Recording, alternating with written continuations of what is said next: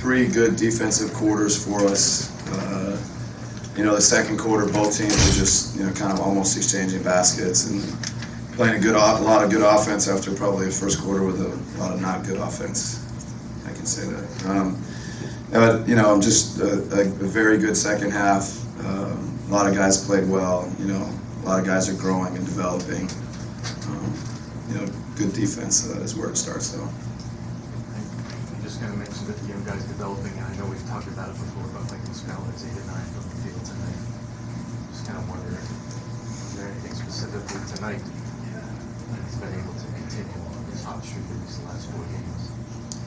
Well, I think he's finding ways to score around the basket. I think he's putting a lot of pressure on the rim in our pick and roll game, and he's rolling. And hopefully there's good spacing. There's enough shooting, and you've got to put pressure on the rim in your offense. And so I think he's finding ways to score there. Then he's knocking down a couple jumpers. He's working the offensive glass.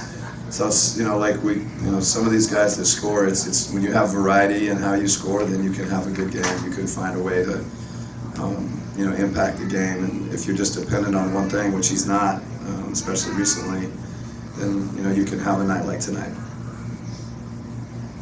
Coach, are you happy with the intensity that the team is playing at this point, going into the end of the season? Yeah, for stretches at times, I think it's where it needs to be. But our ability to sustain it right now, I wouldn't say is great. But I think there's times where the intensity is very good. Coach, I read an article earlier today, a debate about who should be Coach of the Year, you or Steve Kerr. What do you Steve Kerr. Steve Kerr. He's a hell of a coach. Thanks, Coach.